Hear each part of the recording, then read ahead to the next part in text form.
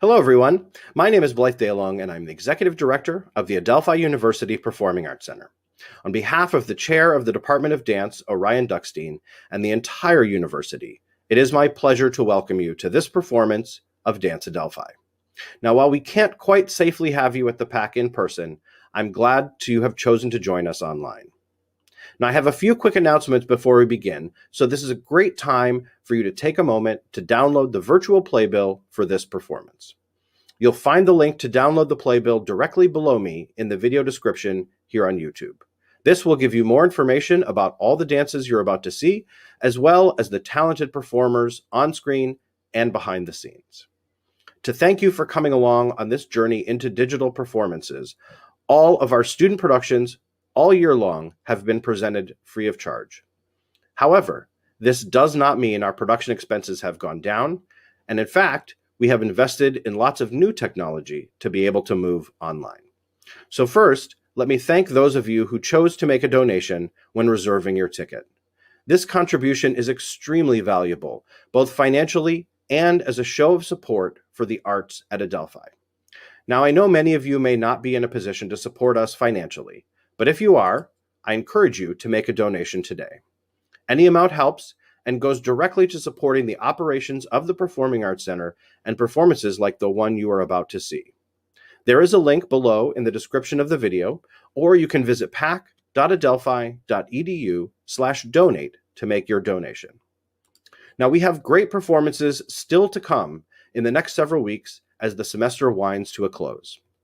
For the current schedule of dance, music, and theater productions featuring our students and several guest artists, visit our website at pac.adelphi.edu. We're constantly adding new things, so be sure to check back frequently and sign up for our weekly e-newsletter so you don't miss any of our great programming.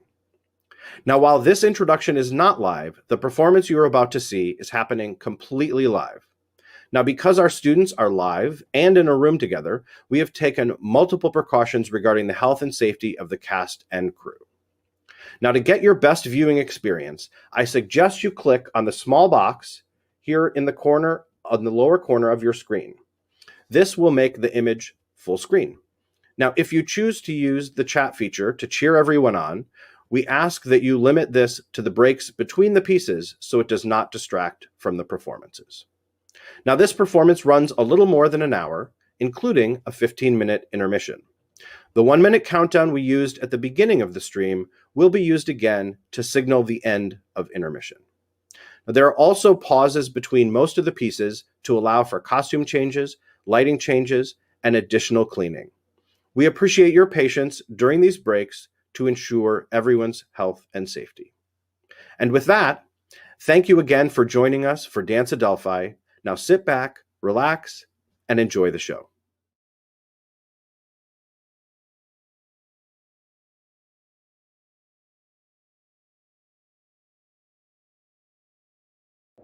Hi, I'm Gianna. Hi, I'm Mia, and we're in Frank's piece, Animated Fresco. We've had so much fun working on this piece in the studio, yet there have been some challenges we've had to overcome. For example, sometimes we would get out of frame, and because of that, we weren't able to use the space all the way because Frank wouldn't be able to see us to give us our corrections. Another challenge we faced was with music. If we were streaming it properly on our end, Frank might not be able to hear it, and if we played it so Frank could hear it, we weren't able to hear it while we were dancing. But overall, this has been a really great process, and there have been a lot of pros. One of them being that we were able to use multiple angles so that Frank could see us through different perspectives. And this was great because he could see us through the lens of the camera, which is the way you, the audience, would be able to see us while we were dancing. So the corrections he made were beneficial for us to look our best performing for you guys. And we hope you enjoy the show just as much as we've been enjoying working on this piece. Bye!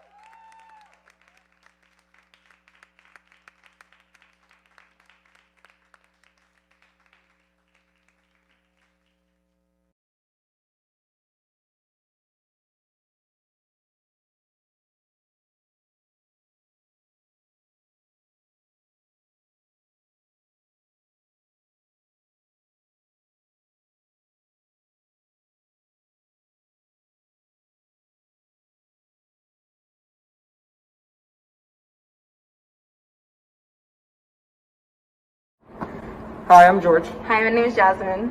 I think my favorite part of working with this cast was I feel like I developed closer bonds and relationships with them through the process, specifically because the way Juan was working with us.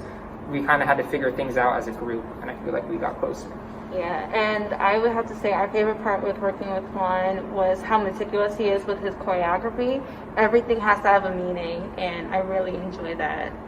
And then my favorite part of the dance is the connector where we're doing this. I like the dynamic shifts in and out of being super sharp and clear and then the kind of smoothing it out between.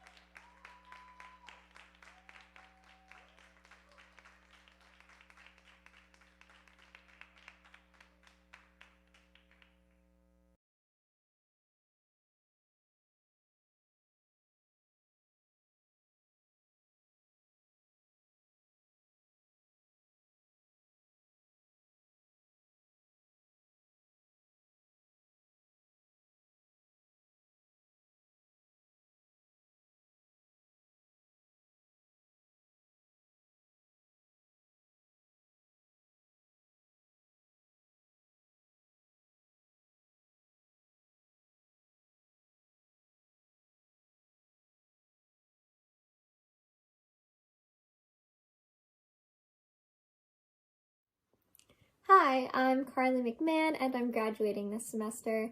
I've been lucky enough to work with Orion on pieces he has restaged as well as things that are brand new, and both are very different processes.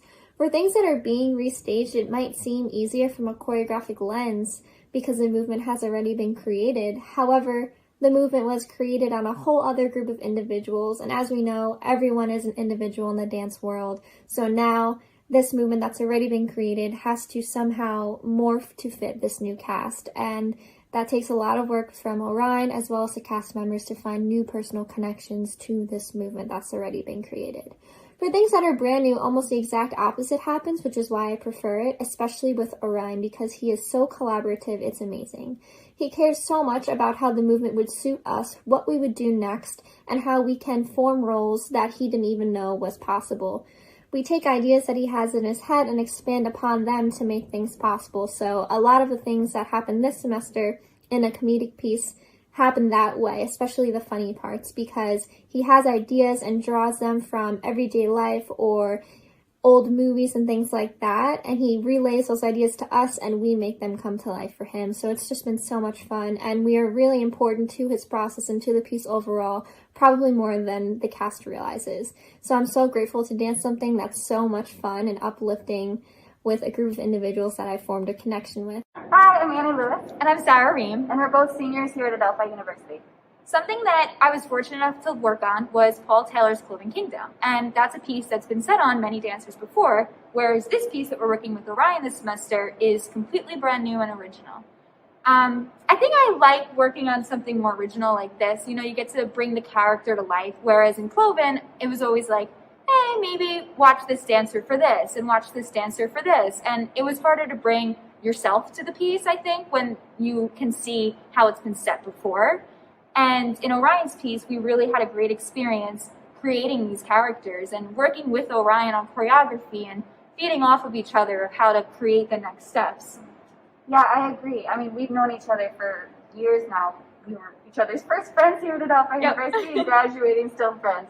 And so we were able to go into the rehearsal process as knowing how to feed off of each other and work well and create something really fun together. And also with the entire cast, because the whole department of Adelphi here is really close together and we all know how each other works. So we're really proud of this piece and we hope you enjoy it.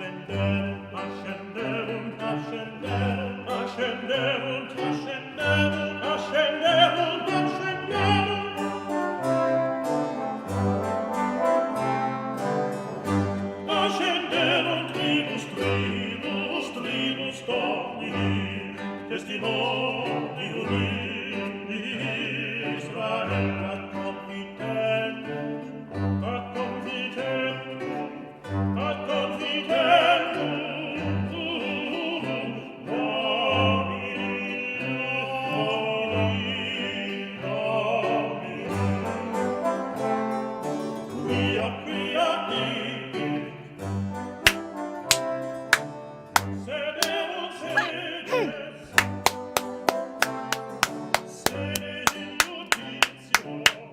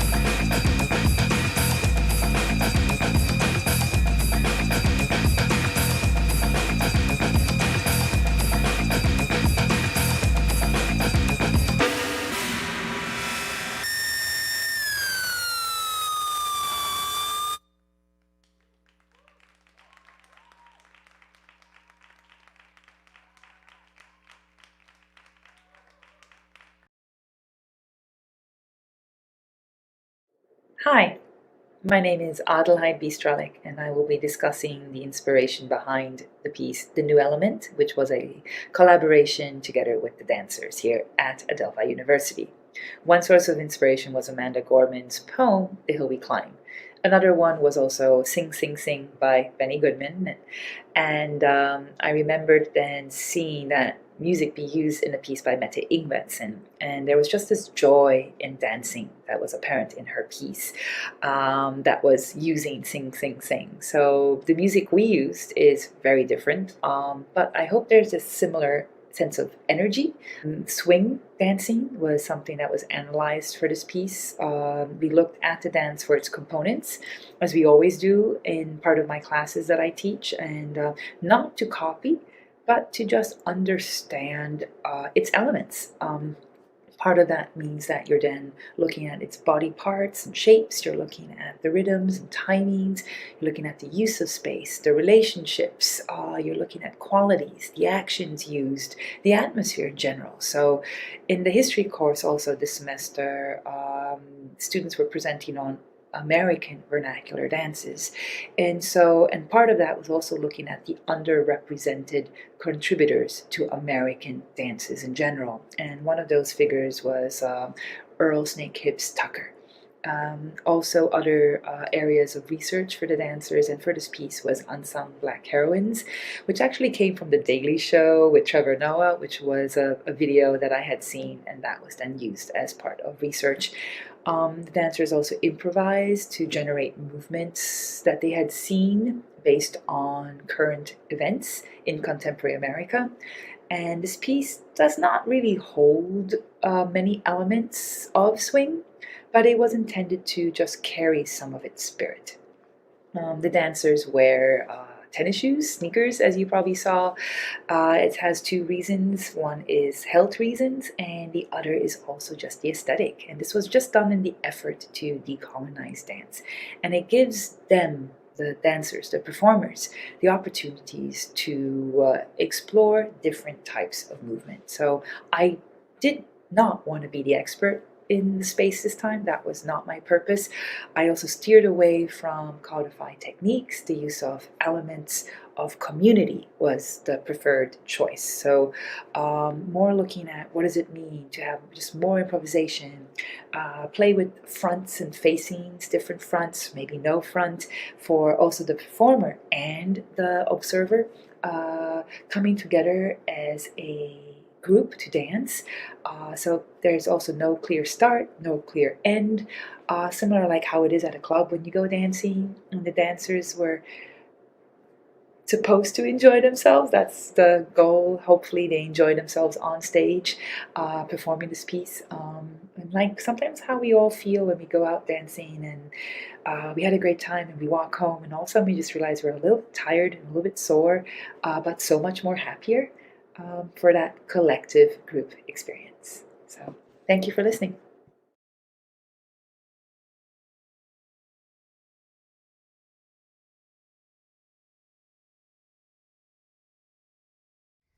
Hi, my name's Larry Kegwin. I'm a choreographer living and working in New York City, and I was really excited to have the opportunity to work with the dancers at Adelphi University.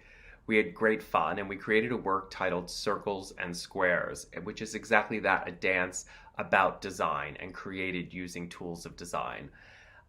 People ask me sometimes, Larry, how do you group people together? And it's pretty organic. I look at people, I look at common denominators. I see, oh, that group looks like they look like cats. So I'll group all the dancers that feel and look and dance and move like a cat or a different animal. Or I'll group them in height, or I will group them by friendship or who I think might collaborate well together. So I invite you to look at all the different groupings and see if you see animal kingdoms or what it is that you take away from it. So enjoy the dance, circle, and squares.